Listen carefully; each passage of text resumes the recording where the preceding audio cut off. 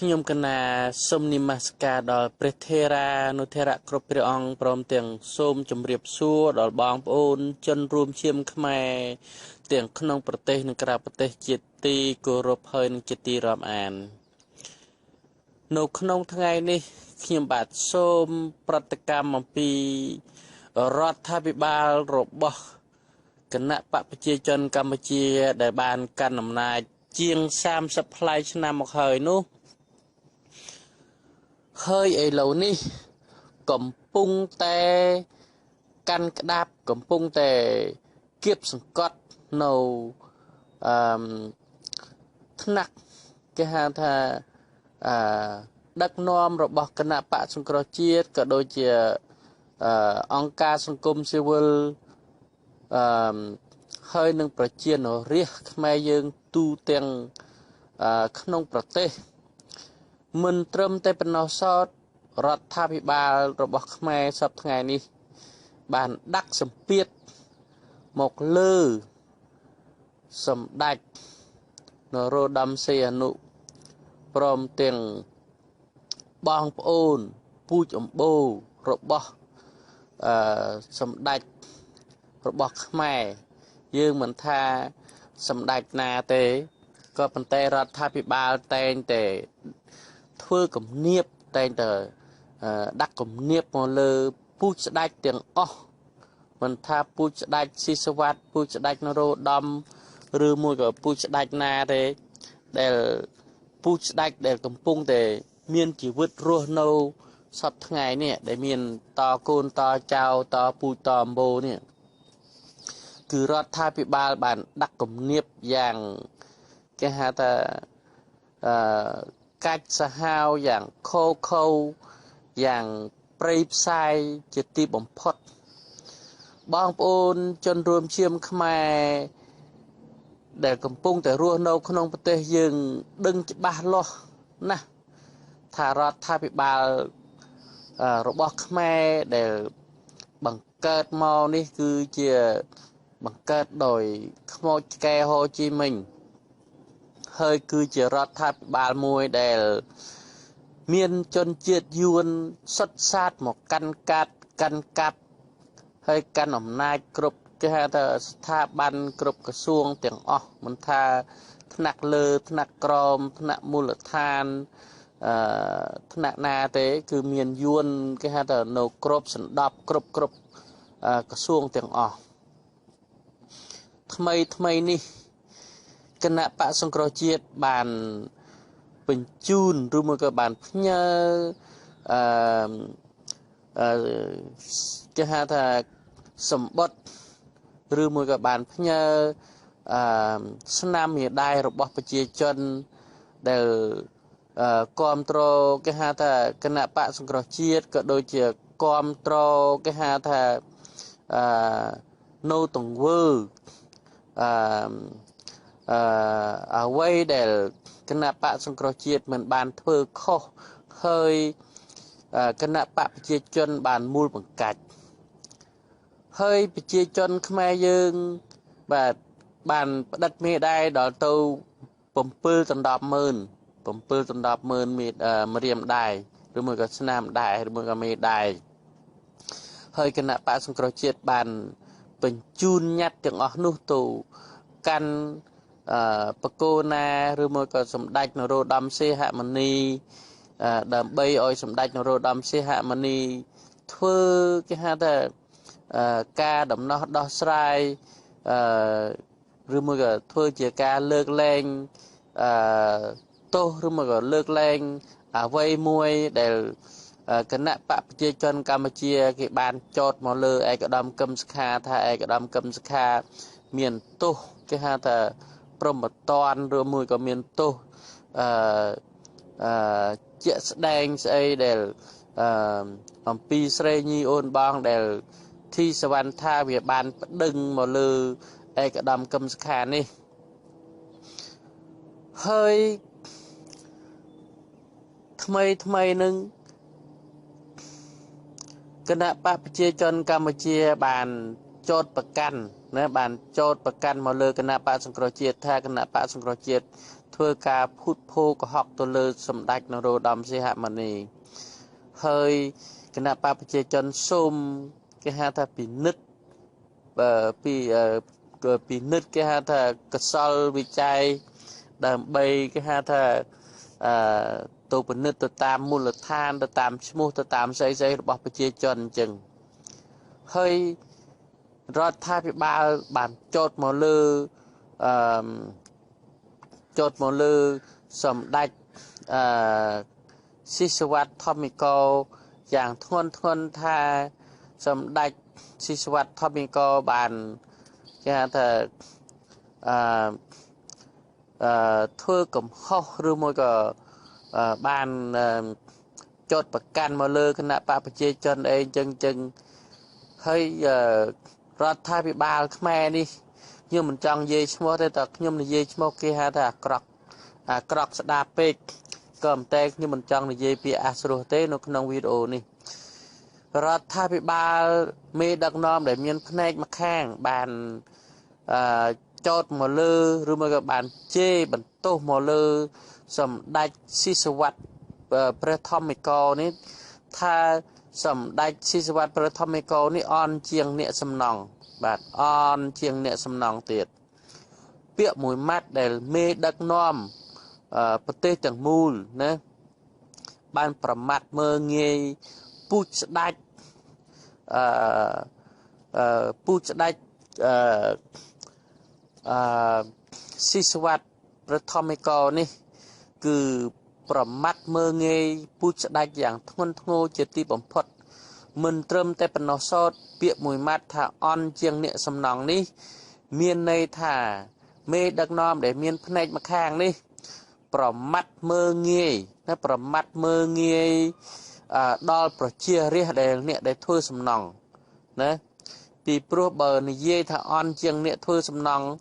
មានន័យថាអ្នកធ្វើសំណង់នោះអន់ហើយថោកទាបហើយវាមិនគេហៅថាវាមិនស្មើសម្រាមទៀតហេតុដូច្នេះហើយធ្វើជាអ្នកដឹកនាំរបស់ប្រទេសជាតិមួយគេហៅថាមកមើលងាយប្រជារាស្ត្រឯងនេះសបញ្ចាំងឲ្យច្បាស់ថា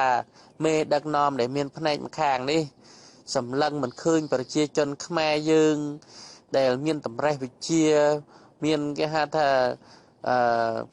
បញ្ញាវាងវៃខ្ពង់ខ្ពស់អីនោះទេវាតែងតែប្រមាថមើលងាយប្រជារាស្ត្រខ្លួនឯងសម្លាប់ប្រជារាស្ត្រខ្លួនឯងមើលងាយគេហៅថាតាំងពីពូជស្ដេចគេហៅថាឡើងមកណាតាំងពីពូជស្ដេចចុះមកហេតុដូច្នេះហើយបងប្អូនប្រជាជនខ្មែរយើងណាដែលរស់នៅក្នុងប្រទេសនឹងគួរណាដែលខ្ញុំសូមអំពាវនាវមិនមែនគួរណាដែលត្រូវតែណាត្រូវតែមកជួយណាត្រូវតែមកជួយគ្រប់គ្រងឯកឧត្តមកឹមសុខាហើយត្រូវតែអញ្ជើញមកឲ្យបានគេហៅថា24ខេត្តក្រុងនេះត្រូវតែអញ្ជើញមកទីក្រុងភ្នំពេញទាំងអស់គ្នាត្រូវតែអញ្ជើញមកទីស្នាក់ការកណ្ដាលរបស់គណៈបកសង្គ្រោះជាតិដើម្បីគេហៅថាមកចុះស្នាមមេដាយទាំងអស់គ្នាហើយយើងឡើងមកនេះគឺយើងមិនមែនមកធ្វើបាតកម្មឬមកធ្វើស្អីទេគឺយើងឡើងមកដើម្បីចុះស្នាមមេដាយប៉ុណ្ណឹងហើយខ្ញុំសូមណាខ្ញុំសូមគេហៅថាផ្ញើសារនេះជូនទៅដល់គណៈបកប្រជាជនកម្ពុជាផងមេដឹកនាំដែលមានផ្នែកម្ខាងនោះពេលណាប្រជាជនខ្មែរយើងដែលឡើងមកទីក្រុងភ្នំពេញគ្រប់គ្នាណាឡើងមកពី24ខេត្តក្រុងហ្នឹងឡើងមកទីក្រុងភ្នំពេញទាំងអស់ហ្នឹងសូមមេដឹកនាំផ្នែកម្ខាងនោះកុំអោយយកកងកម្លាំងរាជអាវុធហត្ថកងកម្លាំងសមត្ថកិច្ចកងកម្លាំងយោធាអ្វីមកបង្ក្រាបប្រជារាស្ត្រពីព្រោះនេះហើយគឺជាភស្តុតាងដើម្បីបង្ហាញឲ្យរដ្ឋាភិបាលដឹងច្បាស់ថាប្រជាជនរាប់លាននាក់ណាគេនឹងមកទីស្នាក់ការរបស់គណៈបកសង្គ្រោះជាតិដើម្បីបង្ហាញជាក់ច្បាស់បង្ហាញជាក់ស្ដែងថាគេមកផ្តិតមេដាយដើម្បីជូនទៅព្រះមហាក្សត្រព្រះនរោត្តមសីហមុនីណាហេតុដូច្នេះហើយសូមគេហៅថា រាជរដ្ឋាភិបាលហ្នឹងបើឃើញប្រជាជនមកហ្នឹងសូមរាជរដ្ឋាភិបាលហ្នឹងកុំអោយទប់ស្កាត់ណាបើរាជរដ្ឋាភិបាលទប់ស្កាត់ប្រជារាស្ត្រខ្មែរអឺរដ្ឋាភិបាលមិនត្រូវទៅពិនិត្យកុសលវិច័យរបស់ប្រជាជនដែលមកផ្ដិតមេដាយនោះទេហេតុដូច្នេះខ្ញុំសូមអំពាវនាវដល់ប្រជាជនខ្មែរយើងដែលស្រឡាញ់យុត្តិធម៌ស្រឡាញ់លទ្ធិប្រជាធិបតេយ្យស្រឡាញ់ជាតិសាសនាមាតុភូមិដ៏កំសត់របស់យើងដែលតែងតែមានការគៀបសង្កត់ពីជនជាតិយួនណាតាំងពីខ្មែរកម្ពុជាក្រមរហូតមកដល់សពថ្ងៃនេះគឺខ្មែរយើងមិនដែលរស់នៅបានសុខទេបងប្អូនខ្ញុំតាំងពីខ្ញុំកើតមកណាតាំងពីចដូនចទួតចលួតចលាចដូនចតារបស់ខ្ញុំក៏បានគេតែងតែនិយាយប្រាប់ខ្ញុំណាកាលពីខ្ញុំគេហៅថាមានកំណើតកើតមកម្លេះចដូនចតាតែងតែនិយាយប្រាប់គេហៅថាយួនជិះជាន់ខ្មែរយួនគេហៅថាកាប់ខ្មែរយួនសម្លាប់ខ្មែរយួនកប់ខ្មែរក្រមដីណាទុកក្បាលហើយកប់ទាំងខ្លួនមកទុកតែក្បាលហើយយកកទះយ៉ាងធំជាទីបំផុតយកមកដាក់លើក្បាលខ្មែរហើយដិតគេហៅថាដិតខ្មែរទាំងរស់មកធ្វើតែអង្គរបស់វាហើយលោកតារបស់ខ្ញុំបង្កើតនឹងក៏គិតបានធ្លាប់និយាយប្រាប់ខ្ញុំថាយួនណាវាចូលមកស្រុកខ្មែរកម្ពុជាក្រមនឹងក៏វាបានគេហៅថាវាយគិតគេហៅថាវាយគិតវាយឡើងធ្លាក់កគូតអង្សានៅធ្លាក់អង្សាកគូតចេញឈាមពេញមកនឹងគួរឲ្យអាណិតគិតណាបងប្អូនហើយខ្មែរយើងមិនត្រឹមតែលោកតាមិនត្រឹមតែតាទួត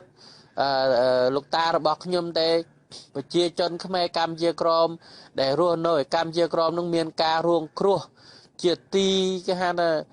លំបាកបំផុតហើយរាប់រយ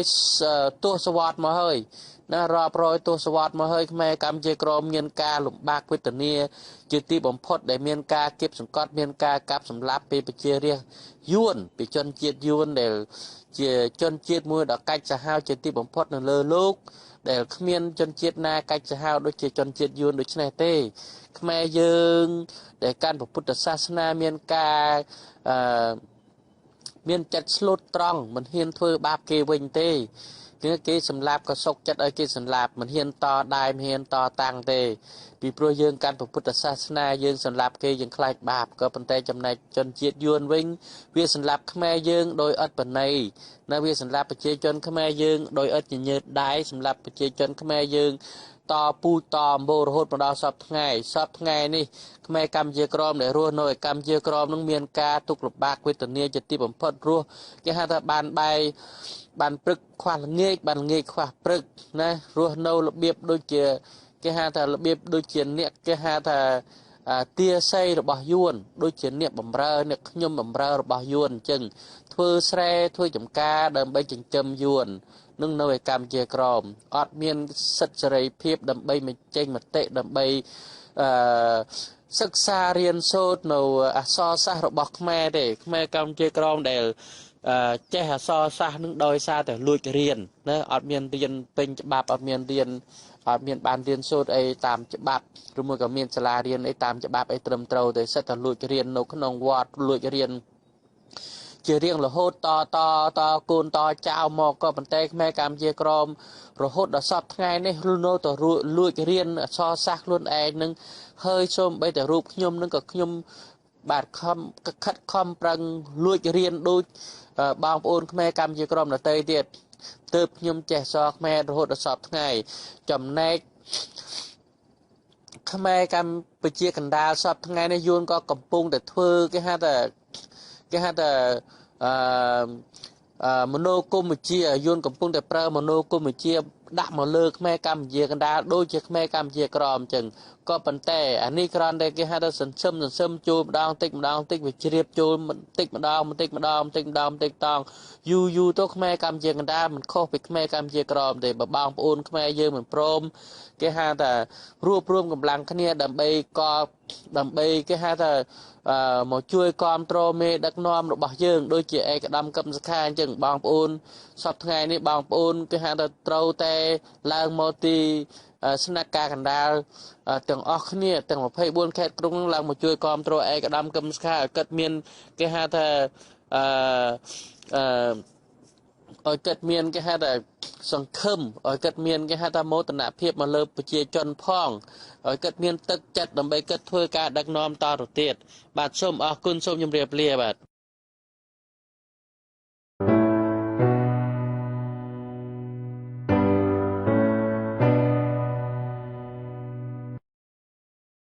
ឡើងមកណាតាំងពីពូជស្ដេចចុះមកហេតុដូច្នេះហើយបងប្អូនប្រជាជនខ្មែរយើងណាដែលរស់នៅក្នុងប្រទេសនឹងគួរណាដែលខ្ញុំសូមអំពាវនាវមិនមែនគួរណាដែលត្រូវតែណាត្រូវតែមកជួយណាត្រូវតែមកជួយគាំទ្រឯកឧត្តមកឹមសុខាហើយត្រូវតែអញ្ជើញមកឲ្យបានគេហៅថា24ខេត្តក្រុងនេះត្រូវតែអញ្ជើញមកទីក្រុងភ្នំពេញទាំងអស់គ្នាត្រូវតែអញ្ជើញមកទីស្នាក់ការកណ្ដាលរបស់គណៈបកសង្គ្រោះជាតិដើម្បីគេហៅថាមកចុះស្នាមមេដាយទាំងអស់គ្នាហើយយើងឡើងមកនេះគឺយើងមិនមែនមកធ្វើបាតកម្មឬមកធ្វើស្អីទេគឺយើងឡើងមកដើម្បីចុះស្នាមមេដាយប៉ុណ្ណឹងហើយខ្ញុំសូមណាខ្ញុំសូមគេហៅថាផ្ញើសារនេះជូនទៅដល់គណៈបកប្រជាជនកម្ពុជាផងមេដឹកនាំដែលមានភ្នែកម្ខាងនោះពេលណាប្រជាជនខ្មែរយើងដែលឡើងមកទីក្រុងភ្នំពេញគ្រប់គ្នាណាឡើងមកពី24ខេត្តក្រុងហ្នឹងឡើងមកទីក្រុងភ្នំពេញទាំងអស់ហ្នឹងសូមមេដឹកនាំភ្នែកម្ខាងនោះកុំអោយយកកងកម្លាំងរាជអាវុធហត្ថកងកម្លាំងសមត្ថកិច្ចកងកម្លាំងយោធាអ្វីមកបង្ក្រាបប្រជារាស្ត្រពីព្រោះនេះហើយគឺជាផុសតាងដើម្បីបង្ហាញឲ្យរដ្ឋាភិបាលដឹងច្បាស់ថាប្រជាជនរាប់លាននាក់ណាគេនឹងមកទីស្នាក់ការរបស់គណៈបកសង្គ្រោះជាតិដើម្បីបង្ហាញជាក់ច្បាស់បង្ហាញជាក់ស្ដែងថាគេមកផ្តិតមេដាយដើម្បីជូនទៅព្រះមហាក្សត្រព្រះនរោត្តមសីហមុនីណាហេតុដូច្នេះហើយសូមគេហៅថារាជរដ្ឋាភិបាលហ្នឹងបើឃើញប្រជាជនមកហ្នឹងសូមរាជរដ្ឋាភិបាលហ្នឹងកុំអោយទប់ស្កាត់ណាបើរាជរដ្ឋាភិបាលទប់ស្កាត់ប្រជារាស្ត្រខ្មែររដ្ឋាភិបាលមិនត្រូវទៅពិនិត្យកុសលវិច័យរបស់ប្រជាជនដែលមកផ្តិតមេដាយនោះទេហេតុដូច្នេះខ្ញុំសូមអំពាវនាវដល់ប្រជាជនខ្មែរយើងដែលស្រឡាញ់យុត្តិធម៌ស្រឡាញ់លទ្ធិប្រជាធិបតេយ្យស្រឡាញ់ជាតិសាសនាមាតុភូមិដ៏កំសត់របស់យើងដែលតែងតែមានការគៀបសង្កត់ពីជនជាតិយួនណាតាំងពីខ្មែរកម្ពុជាក្រមរហូតមកដល់សពស្ថាប័នគ្រប់ក្រសួងទាំងអស់មិនថាថ្នាក់លើថ្នាក់ក្រមថ្នាក់មូលដ្ឋានថ្នាក់ណាទេគឺមានយួនគេហៅថានៅគ្រប់សណ្ដាប់គ្រប់ក្រសួងទាំងអស់ថ្មីនេះគណៈបកសង្គ្រោះជាតិបានបញ្ជូនឬមួយក៏បានផ្ញើ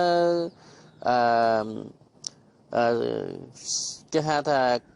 សម្បត្តិឬមួយក៏បានផ្ញើស្នាមមេដាយរបស់ប្រជាជនដែលគាំទ្រគេហៅថាគណៈបកសង្គ្រោះជាតិក៏ដូចជាគាំទ្រគេហៅថានៅទង្វើអ្វីដែលគណៈបកសង្គ្រោះជាតិមិនបានធ្វើខុសហើយគណៈបកប្រជាជនបានមូលបង្កាច់ហើយប្រជាជនខ្មែរយើងបាទបានផ្តិតមេដាយដល់ទៅ7 ដណ្ដប់ម៉ឺនរៀមដែរឬមួយក៏ស្នាមដែរឬមួយក៏មេដែរហើយគណៈបកសង្គ្រោះជាតិបានបញ្ជូនញត្តិទាំងអស់នោះទៅកាន់បកគោណាឬមួយក៏សម្ដេចនរោត្តមសីហមុនីដើម្បីឲ្យសម្ដេចនរោត្តមសីហមុនីធ្វើគេហៅថាការដំណោះដោះស្រាយឬមួយក៏ធ្វើជាការលើកលែងទោសឬមួយក៏លើកលែងអ្វីមួយដែលគណៈបកប្រជាជនកម្ពុជាគេបានចោទមកលើឯកឧត្តមកឹមសុខាថាឯកឧត្តមកឹមសុខា មានទោសគេហៅថាព្រមតនឬមួយក៏មានទោសអឺជាក់ស្ដែងស្អីដែលអំពីស្រីញីអូនបងដែលធីសវណ្ណថាវាបានប្តឹងមកលើឯកឧត្តមកឹមសុខានេះហើយថ្មីនឹងគណៈបកប្រជាជនកម្ពុជាបានចោទប្រកាន់ណាបានចោទប្រកាន់មកលើគណៈបកសង្គ្រោះជាតិថាគណៈបកសង្គ្រោះជាតិធ្វើការភូតភរកុហកទៅលើសម្ដេចនរោត្តមសីហមុនីហើយគណៈបកប្រជាជនសូមគេហៅថាពិនិត្យពិនិត្យគេហៅថាកសលវិច័យដើម្បីគេហៅថាទៅពិនិត្យទៅតាមមូលដ្ឋានទៅតាមឈ្មោះទៅតាមស្អីថ្ងៃនេះគឺខ្មែរយើងមិនដែលរស់នៅបានសុខទេបងប្អូនខ្ញុំតាំងពីខ្ញុំកើតមកណាតាំងពីចដូនចទួតចលួតចលាចដូនចតារបស់ខ្ញុំក៏បានគេតែងតែនិយាយប្រាប់ខ្ញុំណាកាលពីខ្ញុំគេហៅថាមានកំណើតកើតមកម្លេះចដូនចតាតែងតែនិយាយប្រាប់គេហៅថាយួនជិះជាន់ខ្មែរយួនគេហៅថាកាប់ខ្មែរយួនសម្លាប់ខ្មែរយួនកប់ខ្មែរក្រមដីណាទុកក្បាលហើយកប់ទាំងខ្លួនមកទុកតែក្បាលហើយយកកទះយ៉ាងធំជាទីបំផុតយកមកដាក់លើក្បាលខ្មែរហើយដិតគេហៅថាដិតខ្មែរទាំងរស់មកធ្វើតែអង្គរបស់វាហើយលោកតារបស់ខ្ញុំបង្កើតនឹងក៏គិតបានធ្លាប់និយាយប្រាប់ខ្ញុំថាយួនណាវាចូលមកស្រុកខ្មែរកម្ពុជាក្រមនឹងក៏វាបានគេហៅថាវាយគិតគេហៅថាវាយគិតវាយឡើងធ្លាក់កគូតសានៅធ្លាក់សាកគូតចេញឈាមពេញមកនឹងគួរឲ្យអាណិតគិតណាបងប្អូនហើយខ្មែរយើងមិនត្រឹមតែលោកតាមិនត្រឹមតែតាទួតលោកតារបស់ខ្ញុំទេប្រជាជនខ្មែរកម្ពុជាក្រមដែលរស់នៅឯកម្ពុជាក្រមនឹងមានការរងគ្រោះជាទីគេហៅថាលំបាកបំផុតហើយរាប់រយទសវត្សរ៍មកហើយណារាប់រយទសវត្សរ៍មកហើយខ្មែរកម្ពុជាក្រមមានការលំបាកវេទនាជាទីបំផុតដែលមានការគៀបសង្កត់មានការកាប់សម្លាប់ពីប្រជារាស្ត្រយួនពីជនជាតិយួនដែលជាជនជាតិមួយដ៏កាច់សាហាវជាទីបំផុតនៅលើលោកដែលគ្មានជនជាតិណាកាច់សាហាវដូចជាជនជាតិយួនដូច្នេះទេខ្មែរយើងដែលកាន់ពុទ្ធសាសនាមានការមានចិត្តស្លូតត្រង់មិនហ៊ានធ្វើបាបគេវិញទេ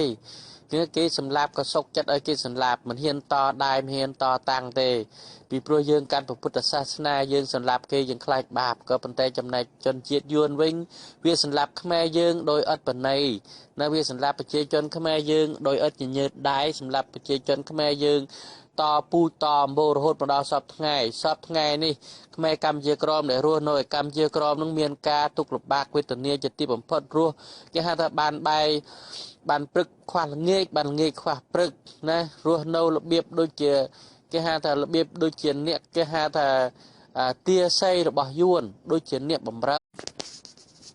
ខ្ញុំកណាសូមនិមស្ការដល់ព្រះថេរានុថេរៈគ្រប់ព្រះអង្គព្រមទាំងសូមជម្រាបសួរដល់បងប្អូនជនរួមឈាមខ្មែរទាំងក្នុងប្រទេសនិងក្រៅប្រទេសជាទីគោរពហើយនិងជាទីរាប់អាននៅក្នុងថ្ងៃនេះខ្ញុំបាទសូមប្រតិកម្មអំពីរដ្ឋាភិបាលរបស់គណៈបកប្រជាជនកម្ពុជាដែលបានកាន់អំណាចជាង30ប្លាយឆ្នាំមកហើយនោះហើយឥឡូវនេះកំពុងតែកាន់ក្តាប់កំពុងតែគៀបសង្កត់នៅថ្នាក់គេហៅថាដឹកនាំរបស់គណៈបកសង្គ្រោះជាតិក៏ដូចជាអង្គការសង្គមស៊ីវិលហើយនឹងប្រជានរាស្ត្រខ្មែរយើងទូទាំងក្នុងប្រទេសមិនត្រឹមតែប៉ុណ្ណោះសោតរដ្ឋាភិបាលរបស់ខ្មែរសប្តាហ៍ថ្ងៃនេះបានដាក់សម្ពាធ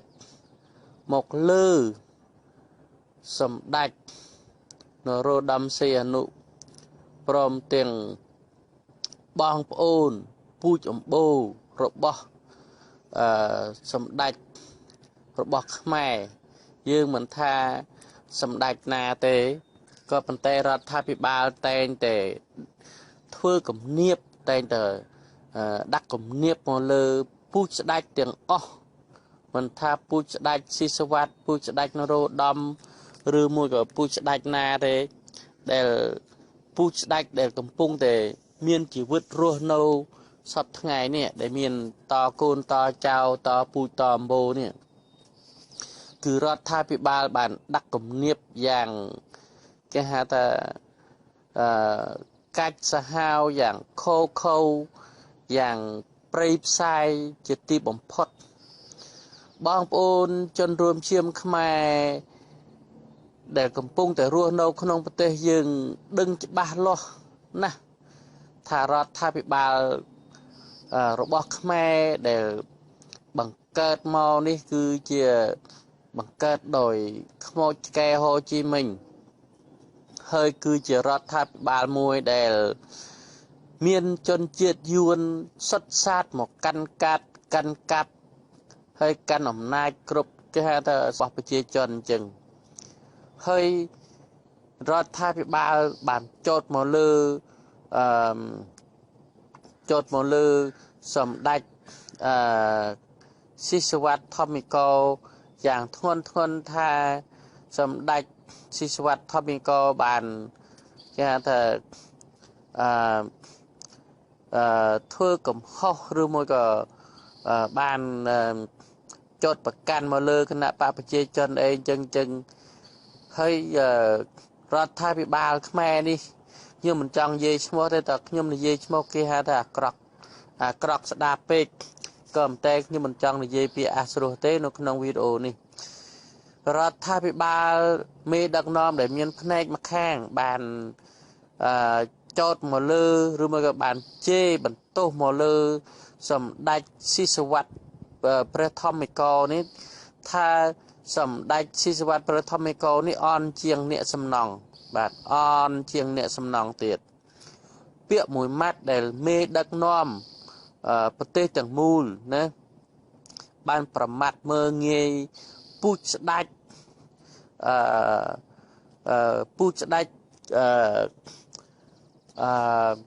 ស៊ីសវ័តព្រះធម្មកោនេះគឺប្រមាថមើលងាយពូជស្ដេចយ៉ាងធ្ងន់ធ្ងរជាទីបំផុតមិនត្រឹមតែប៉ុណ្ណោះសោតពាក្យមួយម៉ាត់ថាអន់ជាងអ្នកសំណង់នេះមានន័យថាមេដឹកនាំដែលមានផ្នែកម្ខាងនេះ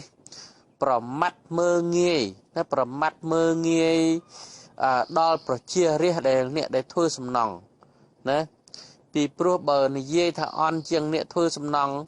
មានន័យថាអ្នកធ្វើសំណង់នោះអន់ហើយថោកទាបហើយវាមិនគេហៅថាវាមិនស្មើសម្រាមទៀតហេតុដូច្នេះហើយធ្វើជាអ្នកដឹកនាំរបស់ប្រទេសជាតិមួយគេហៅថាមកមើលងាយប្រជារាស្ត្រឯងនេះសបញ្ចាំងឲ្យច្បាស់ថាមេដឹកនាំដែលមានផ្នែកម្ខាងនេះសម្លឹងមិនឃើញប្រជាជនខ្មែរយើងដែលមានតម្រេះវិជ្ជាមានគេហៅថា